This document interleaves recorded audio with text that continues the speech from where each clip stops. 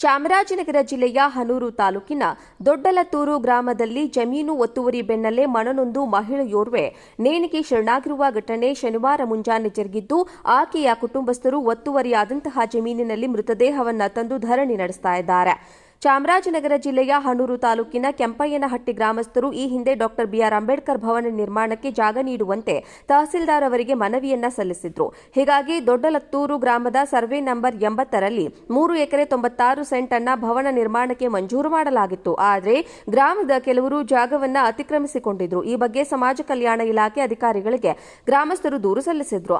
ಅದರಂತೆ ಸಮಾಜ ಕಲ್ಯಾಣ ಇಲಾಖೆಯ ಸಹಾಯಕ ನಿರ್ದೇಶಕ ಕೇಶವಮೂರ್ತಿ ನೇತೃತ್ವದಲ್ಲಿ ಆಗಸ್ಟ್ 6ರಂದು ಕಂದಾಯ ಪೊಲೀಸ್ ಅಧಿಕಾರಿಗಳು ಹಾಗೂ ಗ್ರಾಮಸ್ಥರೊಂದಿಗೆ ದೊಡ್ಡಲತ್ತೂರುಗೆ ತೆರಳಿ ಅತಿಕ್ರಮಣವಾಗಿದ್ದ ಜಾಗವನ್ನ ಸರ್ವೆ ಮಾಡಲು ಮುಂದಾಗಿದ್ರು. ಈ ವೇಳೆ ಜಾಗವನ್ನ ಅತಿಕ್ರಮಿಸಿಕೊಂಡಿದ್ದ ಕೆಲ ವ್ಯಕ್ತಿಗಳು ಅಂದೇ ಆತ್ಮಹತ್ಯೆ ಮಾಡಿಕೊಳ್ಳೋದಾಗಿ ಹೈಡ್ರಾಮಾ ಮಾಡಿದ್ರು. ಇದರಿಂದ ಕೆಲಕಾಲ ಸಂದಿಗ್ಧ ಪರಿಸ್ಥಿತಿ ಉಂಟಾಗಿತ್ತು. ಪೊಲೀಸರು ಅವರನ್ನು ಸಮಾಧಾನಪಡಿಸಿ ಸರ್ವೆ ಕಾರ್ಯಕ್ಕೆ ಅನುವು ಮಾಡಿಕೊಟ್ಟರು. ಬಳಿಕ ಸರ್ವೆ ಕಾರ್ಯ ನಡೆಸಿದ ಅಧಿಕಾರಿಗಳು ಕೆಂಪಯ್ಯನಹಟ್ಟಿ ಗ್ರಾಮಸ್ಥರಿಗೆ ಅಂಬೇಡ್ಕರ್ ಸಮುದಾಯ ಭವನ ನಿರ್ಮಾಣಕ್ಕೆ ಜಾಗ ನಿಗದಿಪಡಿಸಿ ಸಮಾಜ ಕಲ್ಯಾಣ ಇಲಾಖೆ ಜಿಲ್ಲಾ ಉಪನಿರ್ದೇಶಕರ ಹೆಸರಿಗೆ ಮೀಸಲಿರಿಸುವ ಮೂಲಕ ಸ್ಥಳದಲ್ಲಿ ನಾಮಫಲಕವನ್ನು ಅಳವಡಿಸಲಾಯಿತು. ಇದರ ಬೆನ್ನಲ್ಲೇ ಶನಿವಾರ ಮುಂಜಾನೆ ಜಮೀನು ಮಾಲೀಕ ಸೋಮಣ್ಣನವರ ಪತ್ನಿ ರಾಜಮ್ಮ ಮನನೊಂದು ಆತ್ಮಹತ್ಯೆ ಮಾಡಿಕೊಂಡಿದ್ದಾರೆ. ಮೃತ ರಾಜಮ್ಮಳ ಕುಟುಂಬಸ್ಥರು ಒತ್ತುವರಿಯಾದ ಜಾಗಕ್ಕೆ ಮೃತದೇಹವನ್ನು ತಂದು ಕಂದಾಯ ಇಲಾಖೆ ಹಾಗೂ ಸಮಾಜ ಕಲ್ಯಾಣ ಇಲಾಖೆಯ ಅಧಿಕಾರಿಗಳ ವಿರುದ್ಧ ಆಕ್ರೋಶವನ್ನ ವ್ಯಕ್ತಪಡಿಸುತ್ತಿದ್ದಾರೆ. ಭವನ ಕಟ್ತೀವಿ ಅಂಬೇಡ್ಕರ್ದು ಅಂದ್ಬಿಟ್ಟು 20 ಸೆಂಟ್ನ ಭೂಮಿನ ದಬ್ಬಳಿಕೆ ಮಾಡಿ ದೌರ್ಜನ್ಯ ಮಾಡಿ ಇಲ್ಲಿ ಕಿತ್ಕೊಂಡಿದ್ದಾರೆ. ಕಿತ್ಕೊಬಿಟ್ಟು ಏನ್ ಮಾಡಿದ್ರೆ ಕೇಳಕ್ ಹೋದ್ರೆ ನಮಗೆ ಡಿಸಿ ಆದೇಶ ಮಾಡಿದ್ದಾರೆ. ಆಯ್ತಪ್ಪ, ಡಿಸಿ ಆದೇಶ ಮಾಡ್ಲಿ, ಒಪ್ಕೊಳ್ಳೋಣ, ಕಾನೂನು ಮೀರೋದು ಬೇಡ. ಇವತ್ತು ಡಿಸಿ ಅವರು ಆದೇಶ ಮಾಡಬೇಕಾದ್ರೆ ಒಂದು ಕಾನೂನು ರೀತಿಯಲ್ಲಿ ಆದೇಶ ಮಾಡಬೇಕು. ಈ ಭೂಮಿನ ಗುರುತಿಸಬೇಕಾದ್ರೆ ಡಿಸಿ ಅವರು ಮನವಿ ಏನ್ ಕೊಡಬೇಕು, ಅವರು ಮೊದಲು ವಿಎ ಬಂದು ಸ್ಪಾಟ್ ಇನ್ಸ್ಪೆಕ್ಷನ್ ಮಾಡಬೇಕು, ಸ್ಪಾಟ್ ಪರಿಶೀಲನೆ ಮಾಡಬೇಕು. ಈ ಭೂಮಿ ಯಾರು ಉಲ್ಟಾವ್ರೆ, ಈ ಭೂಮಿ ಒಡೆಯ ಯಾರು, ಈ ಭೂಮಿನ ಅಕ್ಕಪಕ್ಕದಲ್ಲಿ ಕೇಳಬೇಕು. ಏನೂ ಕೇಳಲಿಲ್ಲ, ಅವ್ರು ಯಾವುದೂ ಕೇಳಲಿಲ್ಲ. ಬಂದು ಇಲ್ಲಿ ಮಾಜೂರು ಮಾಡದೆ ಭೂಮಿನ ದಬ್ಬಳಿಕೆ ಮಾಡಿ ಬರ್ಕೊಟ್ಟಿದ್ದಾರೆ. ಇವತ್ತು ಬರ್ಕೊಟ್ಟಿರೋ ಅಧಿಕಾರಿ ಡಿಸಿ ಅವರು, ತಹಸೀಲ್ದಾರರು, ಎಸಿ ವಿತ್ RI ಇವರೆಲ್ಲ ಬಂದು ಸ್ಪಾಟ್ ಪರಿಶೀಲನೆ ಮಾಡಬೇಕು. ಇವತ್ತು ನಾವು ಧರಣಿ ಕೊಡ್ತಾ ಇದೀವಿ. ಇಲ್ಲಿ ತುಂಬಾ ಅನ್ಯಾಯ ಆಗಿದೆ. ಬಂದು ಒಂದು ಜೀವ ಆಗಿದೆ. 4 ಜನ ಹೆಣ್ಣು ಮಕ್ಕಳು ಇವತ್ತು ಸತ್ತಿ ಮಲಗಿದ್ರಲ್ಲ ರಾಜಮ್ಮ ಅನ್ನೋರು, ಅವ್ರಿಗೆ 4 ಜನ ಹೆಣ್ಣು ಮಕ್ಕಳು. ಆ 4 ಜನ ಹೆಣ್ಣು ಮಕ್ಕಳಿಗೂ ಏನಾಗುತ್ತೆ? ಅವಮ್ಮ ಕೂಲಿ ಮಾಡಿ ಜೀವನ ಮಾಡ್ತಾ ಇದ್ದದ್ದು. ಇವತ್ತು ಏಕರ್ಗಟ್ಲೆ 10 ಎಕರೆ 20 ಎಕರೆ 100 ಎಕರೆ ಲೂಟಿ ಮಾಡ್ಕೊಂಡು ತಿಂತಾರೆ, ಜನನ ಬಿಟ್ಬಿಡ್ತಾರೆ.